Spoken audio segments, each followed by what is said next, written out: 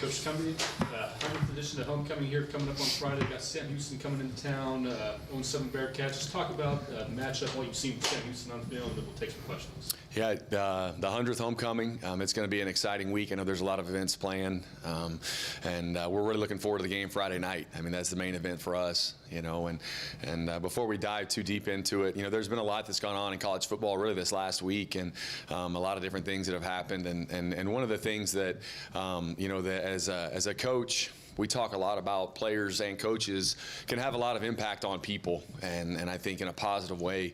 And there's times where we get going so fast in our busy season, and whether it's a season, you know, whether it's the off season, and you fail to take time to really, at sometimes to thank people, sometimes to let them know how much they've impacted your life. And I think that, you know, we were really able to see, you know, the impact that Kurt Hester had on numerous coaches and players. That obviously the success he had here, but the impact that he had on the players. We still have players that played under him, coaches that coach for us that were able to train under his guidance, and I think you just saw the impact that Kurt had on the strength conditioning world, yes, but also just in people and coaches and the impact that he had. And so I would like to take a minute to just, you know, appreciate him for what he's done to this program, but just the impact that he had, you know, on people's lives, and thinking about his family, you know, during this time, and just an incredible fighter. His teams were very, very, very tough and physical, much like he trained them to be. And so had a great run here at Louisiana Tech, and so just wanted to acknowledge that. And then, you know, as we transition into this football game, you know, the homecoming game, it's a great opportunity again for us to get back out on the field and play. Our kids have had a great week of prep. We'll go out this afternoon and have our Wednesday practice.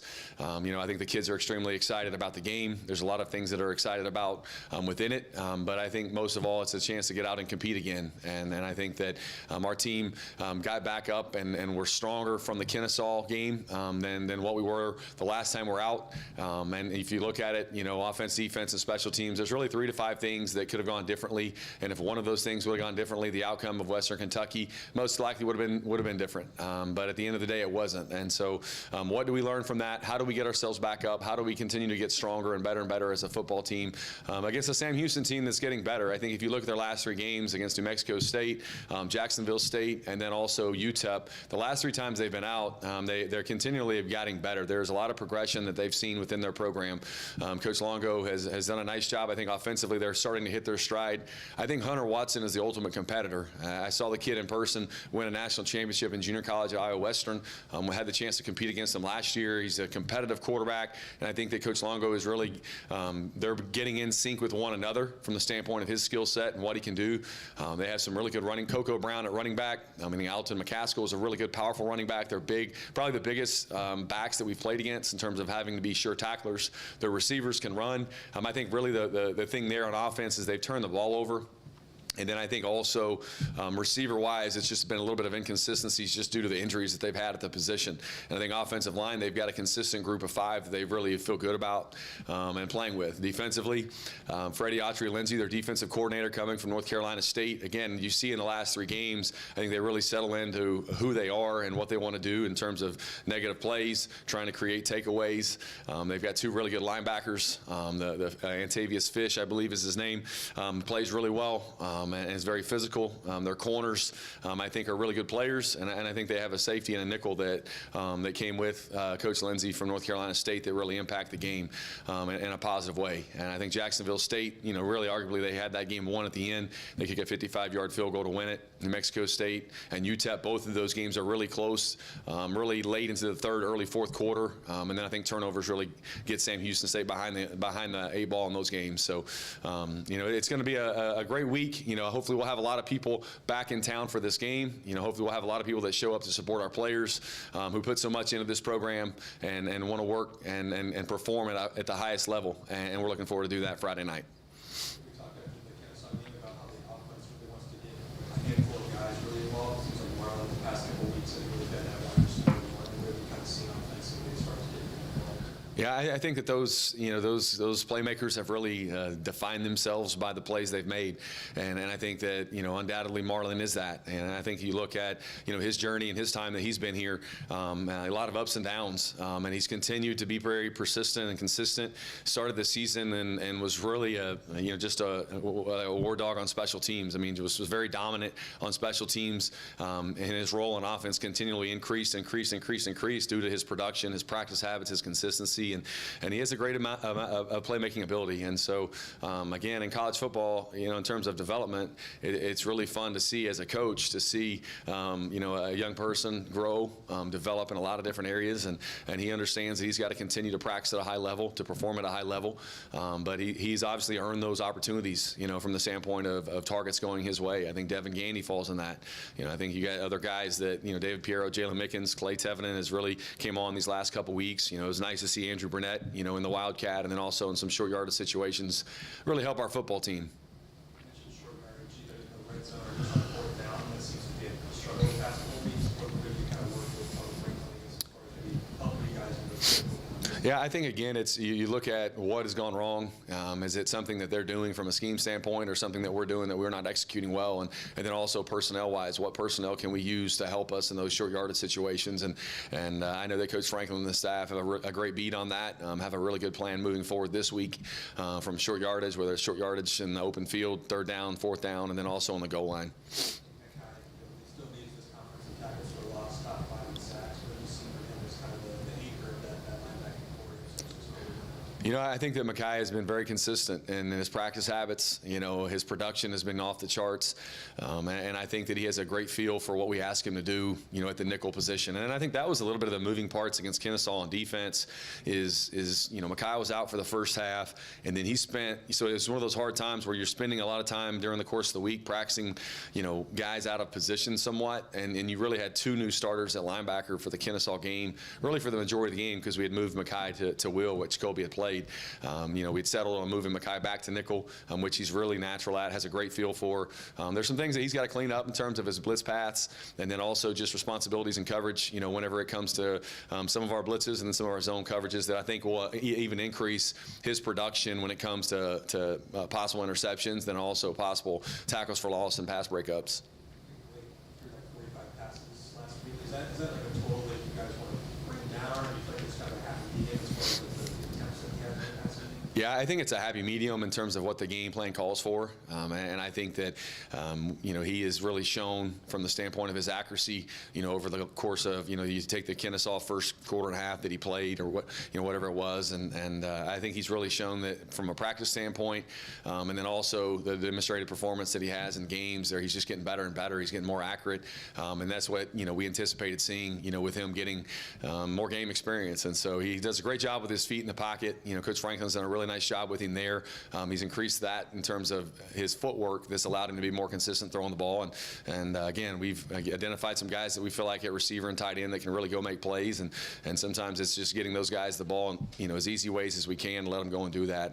And Blake, I think, also, the offensive line and running backs did a great job in protection. I think we threw the ball. I think it was 47 times he had attempted, and he did not get sacked. And so I think that's a testament to him getting the ball out on time, the offensive line and tight ends, and the running backs doing a great job in pass protection. Who's that? Kenneth Bannister. I do not anticipate him playing this week. Yeah. Drew, yep, he's back. Peanut's back, and he kicked yesterday. And so, barring anything that happens before Friday night, he'll be good to go. And then, really, from an injury front, those are really the, I guess the 2 primary ones. Everybody else is back. Jonathan Dennis was back at right guard last week, which I think was really big for us in our offensive line. And so, we're a pretty healthy team, minus Judd and Colby being out. Kyle, any questions? No. My coach, you good. All right, thanks. Yep, appreciate it.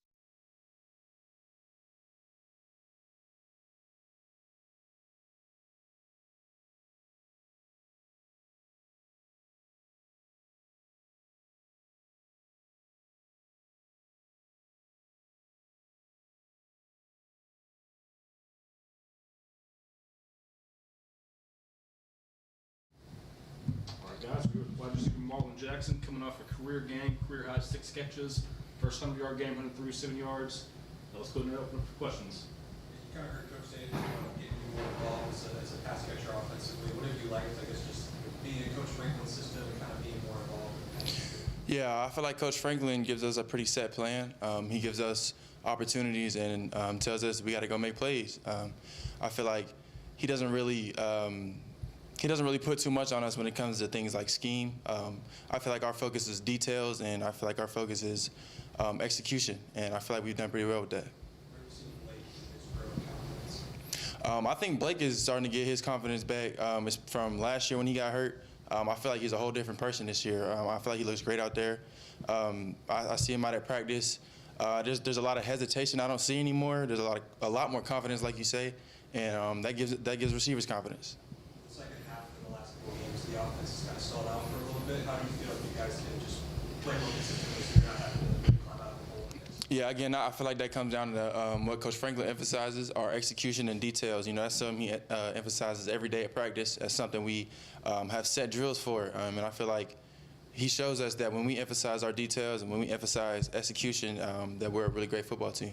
When you look at Sam Houston defensively, what do you feel like you guys would have to prepare for? Everything. I feel like they're a pretty solid defense. I feel like they're strong. I feel like they're, as far as sheer size, they're probably the biggest team we've had play in our conference yet. So I feel like we're going to have to be real physical, but then again, I feel like our preparation doesn't really depend on the opponent. So I feel like we're just going to go and do everything we possibly can to prepare ourselves to play, and on Friday we'll reap the benefits. Solid. What do you think of the unis this week? Man, I can't wait. I'm excited, man. All black. It's the first time in forever. Man, I can't wait. I'm excited. I think they look great. Saw Jalen Mickens, true freshman, make his first start last week, along with Luke Watkins, had two strong catches. Just being a fourth-year guy in the receiver room, just talk about what you've seen from these young guys. Do they go to you for advice? Just talk about, helping guide them. Yeah, our younger guys came in. They already were so good, but they took coaching and they listened to everything we had to say. And as far as the older guys, it was just a matter of coaching them up on things that they just haven't been able to see yet as far as experience. And they've been a great job listening. Like I said, those guys they have a lot of skill and they can help us a lot. So they take coaching and they take any type of criticism they can and they apply it to their game. Kyle, got anything? Ben? Thank you. All right, well, good. Thank you. Appreciate it. Thanks, Bob.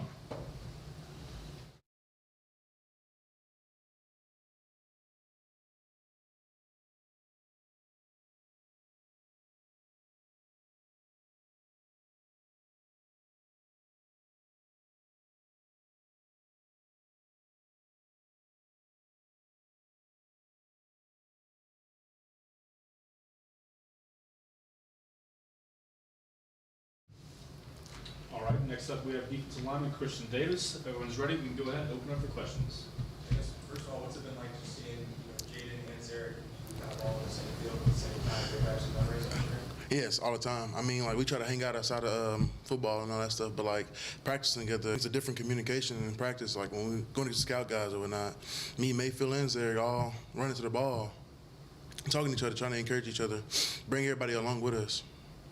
You look at Sam Houston, their coach said he really high on Hunter Watson at quarterback. What do you feel like defensively you guys like to continue? He don't drop back as far, like 5 to 6 yards. I mean, and we can collapse the pocket. I mean, that has to go with, me and Zion pushing the pocket forward. But, I mean, if we can collapse the pocket, I mean, he can't throw the ball. So, I mean, I think it's really going to be a big week for us and D-line. A lot of people, like Coach said, they look at Sam Houston's record, but less. But as a player, how do you make sure that you guys are locked in and understand I mean, how hard they play, I don't think their record shows. I mean, their O-line is pretty good. The receivers are, like, Coach Gumby said, the O-line, receivers, and running backs good. And the quarterback can throw. And when he gets out and scramble, he can throw on the run. But just for how physical they play, I mean, their record really doesn't show. Coach Cummings talked a lot about Coach Randolph always coming here and just how close the defensive line group is. He said, y'all are always meeting together. He's really just focused on y'all. Just talk about what he's done for this program, for the defensive line. I mean, you understand, Coach Randolph, with him coming in, it brings everybody together.